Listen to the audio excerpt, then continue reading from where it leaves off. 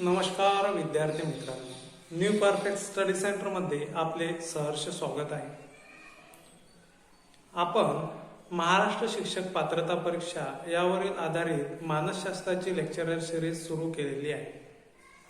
तर आज आपण या सिरीज मध्ये 5व्या घटकातील दुसरा भाग अभ्यासणार आहोत। यापूर्वीचे जे काही भाग आहेत ते आपण आपल्या चॅनल वरती टाकलेले आहेत, डिस्क्रिप्शन बॉक्स मध्ये पाहून घ्यावे। त्याचप्रमाणे मानसशास्त्र टीईटी मानसशास्त्र यावरील आपण प्लेलिस्ट बनवलेली आहे, ते तुम्ही एकंदरीतरित्या पाहून घ्यावे। आणि त्याचप्रमाणे व्हिडिओ आवडले असल्यास व्हिडिओला लाईक, शेअर, कमेंट्स आणि चॅनलला सबस्क्राईब करा। तर चला, आज आपण घटक 5वा पाहत आहे। 5व्या घटकातला दुसरा भाग, यामध्ये अध्ययन व बालकाचा विकास। अध्ययन व बालकाचा विकास। आता बालकाचा विकास आपण पहिल्या पार्ट मध्ये पाहिलं, अध्ययन म्हणजे काय वगैरे। तर आता जो आज आपल्याला पॉइंट पाहायचा आहे तो फक्त सेपरेटली बालकाचा विकास कसा होतो। आता बालकाच्या विकासासंदर्भात वेगवेगळे मानसशास्त्रज्ञांनी वेगवेगळे मते मांडलेले आहेत, वेगवेगळे तंत्र त्यांनी मांडलेले आहेत। तर आज आपल्याला जो बालकाचा विकास आहे तो आपल्याला अभ्यासावयाचा आहे। मग बालकाचा विकास, वाढ आणि विकास हा एकसारखा आहे की वेगवेगळा आहे, यामध्ये आपल्याला भेद करता येतील का? तर मग गर्भधारणेपासून ते जन्माला येईपर्यंत आणि जन्म झाल्यापासून तर मृत्यूपर्यंत व्यक्तीत अखंडपणे बदल होत असतो। जन्मधारणेपासून तर जन्माला येईपर्यंत, जन्माला आल्यानंतर मृत्यूपर्यंत व्यक्तीमध्ये वेगवेगळ्या प्रकारचे बदल होत असतात। शारीरिक, भौतिक, सामाजिक वेगवेगळ्या प्रकारचे बदल होत असतात। बौद्धिक आपण पाहिलेले आहे। मग त्याच्यामध्ये वाढ आणि विकास हे दोन घटक आपल्याला अभ्यासायचे आहेत। वाढ हे कसे होते? वाढ हे मोजल्या जाते। वाढ हे परिमाणात्मक आहे, पण आपल्याला समजून घ्यायचं आहे वाढ हा शब्द आकाराने मोठे होणे, वाढ हा शब्द आकाराने मोठे होणे, वाढणे किंवा वजनाने वाढणे या संदर्भात वापरला जातो। मोठे होणे, वाढणे, वयाने वाढणे, वजन वाढणे, लांबी रुंदी इत्यादी। वाढ हे काय? मग संख्यात्मक परिमाण, संख्यात्मक परिमाण आहे। वाढीला परिमाणे आहेत किंवा भौतिक परिमाण वाढ्या सदरात मोडतात। नंतर आहे शरीराचे वजन। आपले जे शरीराचे वजन आहे ते आपण एखाद्या परिमाणाच्या सहाय्याने मोजू शकतो। आकारमान वाढते, आपल्या शरीराचा जो आकार आहे तो हळूहळू दिवसेंदिवस वाढत असतो। उंची वाढते, आपली उंची सरासरीपेक्षा वाढत असते। शरीराचे तापमान, आपल्याला जर ताप आला, आपण आजारी पडलो तर आपण तापमापीच्या सहाय्याने शरीराचे तापमान मोजत असतो। नंतर हृदयाचे आकारमान, आता हृदयाचे जे आकारमान आहे कमी जास्त प्रमाणात ठोक्यानुसार होत असते, ते सुद्धा आपण मोजू शकतो। त्याच प्रकारे हाडांची लांबी, आपली वाढ हे होत असते, त्याच प्रमाणात आपल्या शरीरातील हाडे सुद्धा काय होत असतात? वाढत असतात आणि वजन वाढते। म्हणजे वाढ या सदरात सर्व घटक आपल्याला दिसून येतात। मग आता आपला वाढ आपण पाहिलेली आहे। मग वाढनंतर आपल्याला काय? विकास। विकास म्हणजे काय? विकास हा मोजला जातो का? विकासाचं काही भौतिक परिमाण आहे का? ते सुद्धा पाहणे आपल्याला गरजेचं आहे। मग विकास म्हणजे काय? प्रगतीच्या स्वरूपात बदल होण्याच्या क्रियेला, प्रगतीच्या स्वरूपात बदल होण्याच्या क्रियेला विकास असे संबोधले जाते। प्रगतीच्या स्वरूपात, आता एखादी जर आपण प्रगती करत आहोत, डेव्हलपमेंट वगैरे, तर त्याच्या स्वरूपात बदल होणे, त्याच्या स्वरूपात काय होणे? वेगवेगळ्या प्रमाणात विकासाच्या स्वरूपात बदल होणे, म्हणजेच त्याला आपण काय म्हणतो? विकास असं म्हणतो। आता विकास वेगवेगळ्या प्रकारे आपल्याला दिसून येतो। मग विकास हा गुणात्मक बदल दर्शवतो, आपण पाहिलंच आहे। वाढ हा संख्यात्मक बदल आहे, तर विकास काय आहे? गुणात्मक बदल दर्शवत असतो। नंतर विकास हा काय असतो? क्रमबद्ध असतो। विकास हा क्रमबद्ध असतो, क्रमानुसार विकास हळूहळू होत असतो। त्याचप्रमाणे विकास वाढीप्रमाणे भौतिक परिमाणात मोजता येत नाही. विकास जो आहे तो वाढीप्रमाणे भौतिक परिमाणात मोजता येत नाही, अशक्य आहे मोजणे. विकासातील बदल धनात्मक, जो काही विकास असतो त्या विकासातील बदल सतत हा धनात्मक असतो, म्हणजे चांगल्या प्रतीचा असतो. सुधारात्मक असतो, सुधारणात्मक. विकास म्हणजे सुधारणा घडवून आणणे. मेंदूची वाढ झाली की स्मरणशक्ती वाढते. मेंदूची वाढ झाली की आपोआपच आपली काय वाढेल, स्मरणशक्ती वाढते. निर्णय क्षमताही वाढते. आपली जे थिंकिंग प्रोसेस आहे ते पण आपली वाढते. त्याचप्रमाणे यामध्ये 2-3 पॉइंट आपल्याला, वाढ म्हणजे काय आणि विकास म्हणजे काय, यामध्ये थोडा फरक आपण जाणून घ्यायचा आहे. मग वाढीचा संबंध अनुवंशाशी, वाढीचा जो संबंध आहे तो अनुवंशाशी आहे. जे आई वडील किंवा आजोबा आजी किंवा पणजी पंजोबापासून आपल्यामध्ये जे काही जीन्स येतात, अनुवंश येतात करतो, तो साजेसा त्या वाढीशी संदर्भात असतो. तर विकासा अनुवंशाबरोबर बाह्य परिस्थिती, विकासा कशा प्रकारे होते, अनुवंशासोबतच बाह्य परिस्थिती पण विकासावरती काय असते, परिणाम करत असते. नंतर आहे विशिष्ट वयानंतर वाढ थांबते. विशिष्ट वय आपण पार केलं तर विशिष्ट वयानंतर वाढ काय होणार आहे, वाढ हळूहळू थांबत जाणार आहे. आणि विकास न थांबता चालूच असतो. वाढ थांबली तरी विकास हा काय असतो, चालूच असतो. बालकांचा विकास हा वेगवेगळ्या पद्धतीने होत असतो. मग त्याच्यामध्ये कोणकोणते घटक उपयोगाचे आहेत, आपण याच्या अगोदर वाढ आणि विकास पाहिला. वाढीशी संबंधित किंवा विकासाशी संबंधित हा पॉइंट आहे. मग व्यक्ती हा वातावरणात जगत असतो. व्यक्ती आणि वातावरणामध्ये काय घडत असतात, दोन्हीमध्ये आंतरक्रिया घडत असतात. म्हणून आंतरक्रिया घडून काय होतात, बदल होत असतात. व्यक्ती आणि वातावरणामध्ये आंतरक्रिया घडत असतात. या आंतरक्रियेतूनच एक नवीन बदल जन्मास येतो, म्हणजे व्यक्तीमध्ये वाढ होतो किंवा विकास होतो. नंतर शिक्षण या प्रक्रियेत विद्यार्थ्यांच्या वर्तनात बदल घडून येतो. शिक्षण या प्रक्रियेत विद्यार्थ्याच्या वर्तनात सहजच बदल घडून येतो. शाळेमध्ये जात असताना त्याला सर्व प्रकारचं पोषक वातावरण शाळेमध्ये मिळते. समाजातून जशा प्रकारे घरात वातावरण किंवा शेजाऱ्या पाजाऱ्यामध्ये मिळते, त्याच प्रकारे शाळेमध्ये सुद्धा विद्यार्थ्याच्या भाषिक क्षमतेवर किंवा त्याच्या विकासावरती लक्ष देण्यात येतो. त्याचा मानसिक, सामाजिक आणि बौद्धिक विकास शाळेमध्ये होत असतो. त्याचनंतर विद्यार्थ्यांच्या नैसर्गिक विकासाला योग्य वळण लावण्याची प्रक्रिया शिक्षण. विद्यार्थ्यांचा जो काही नैसर्गिक विकास असतो त्याला चालना देणे किंवा त्याच्या ज्या काही क्षमता आहेत त्या क्षमता ओळखून तशा प्रकारे त्याला ट्रीट करणे, हे संपूर्ण प्रक्रिया शिक्षणातून होत असते. नंतर आहे बालकाचा विकास स्थूलाकडून सूक्ष्माकडे प्रगत होत जातो.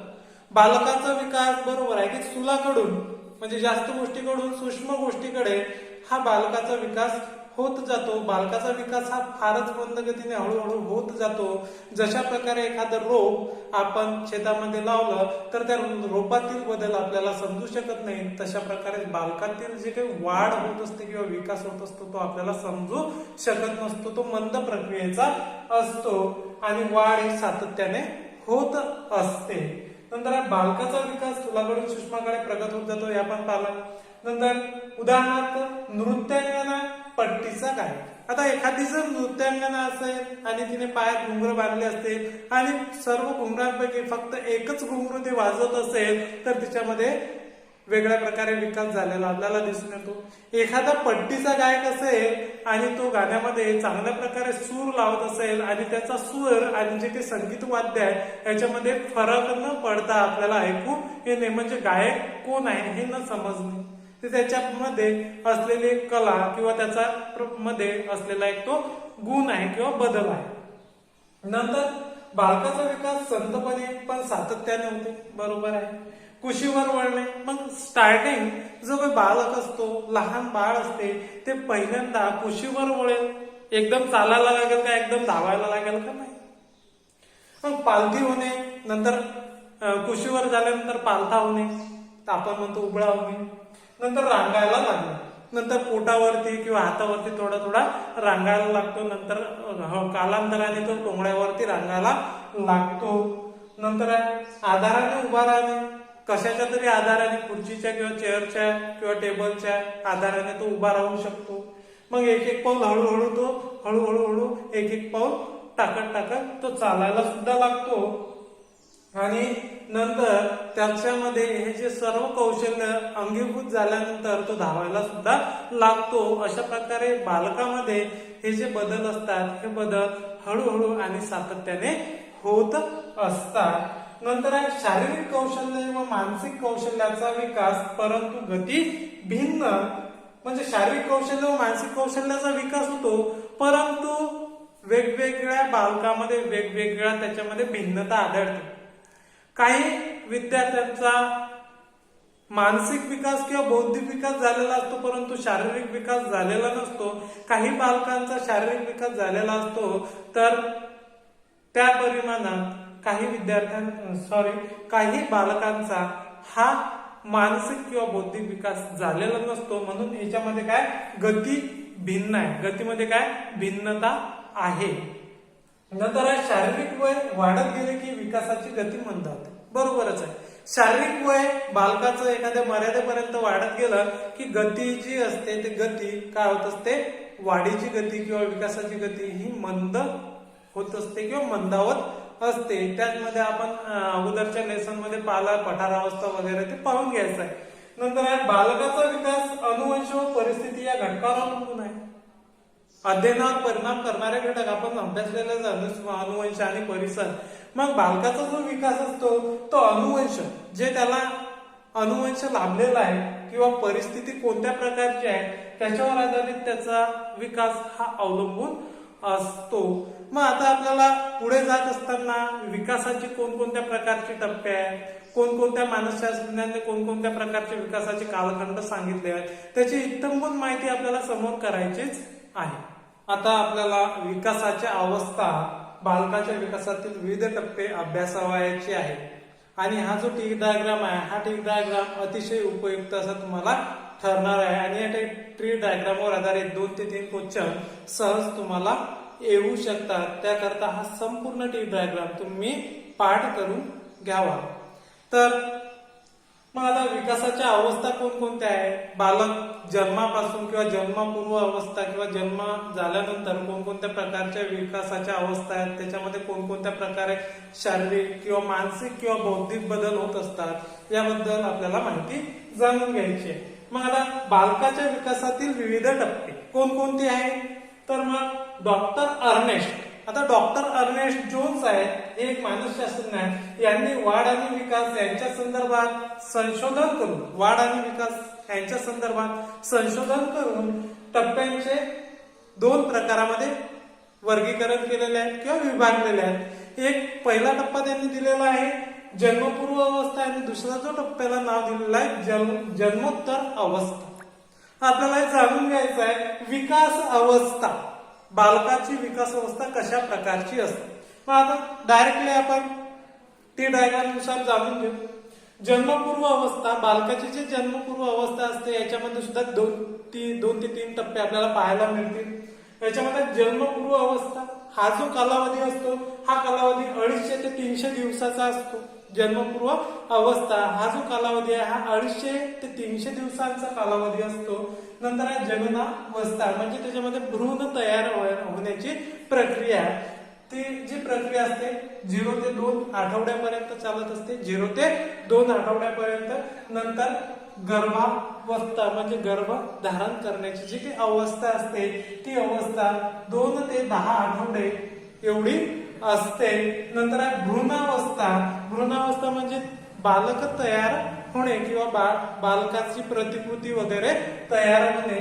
हा जो टप्पा असतो 10 आठवडे ते जन्मापर्यंतचा टप्पा, म्हणजे त्यामध्ये बालकांना हात पाय येणे, त्यांच्या शरीराची व्यवस्थितरित्या वाढ होणे किंवा विकास होणे.